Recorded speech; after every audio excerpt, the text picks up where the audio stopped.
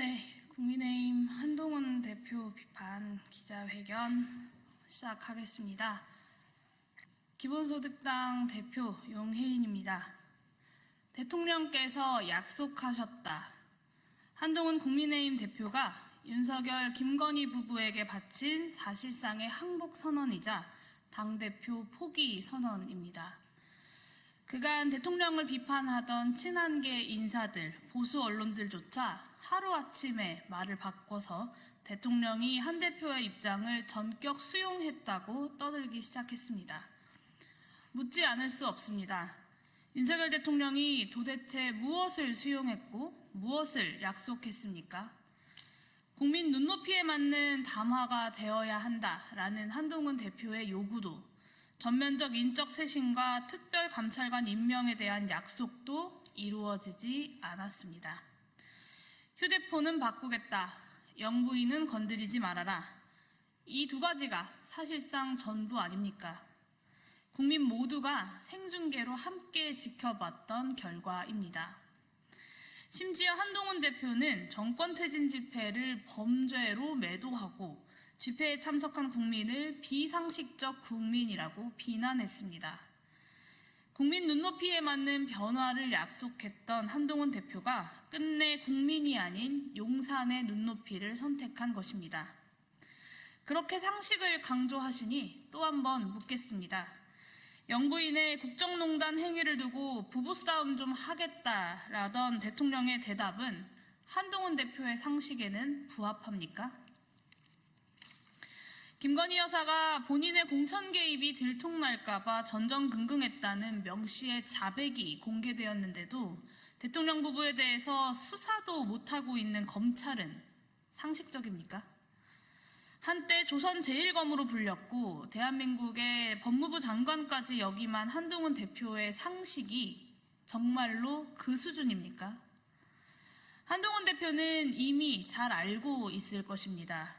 대한민국에서 가장 비상식적인 사람이 바로 윤석열 대통령이라는 것을 말입니다. 그러니 국민을 모욕해가면서까지 현실 도피를 하고 있는 것 아닙니까?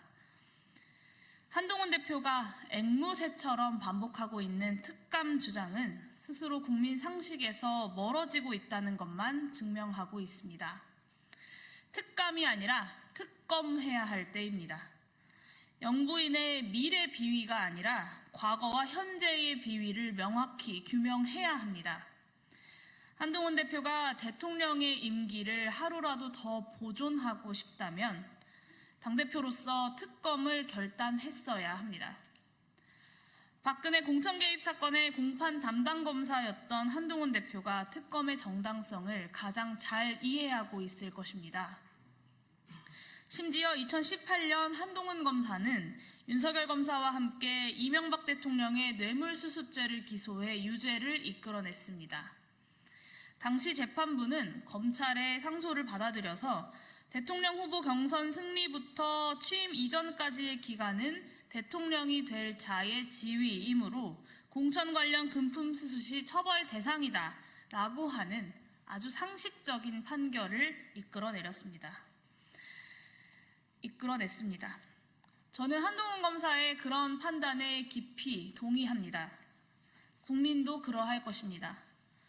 경선 승리 직후부터 공무원이 될 자라고 보는 것이 재판부의 상식인데 당선인 신분으로 저질렀던 공천 개입이 어떻게 유죄가 아닐 수 있겠습니까? 그런데 검사 한동훈의 판단과 당대표 한동훈의 판단이 이다지도 다른 이유는 도대체 무엇입니까? 한동훈 대표가 착각하고 계신 것이 있습니다.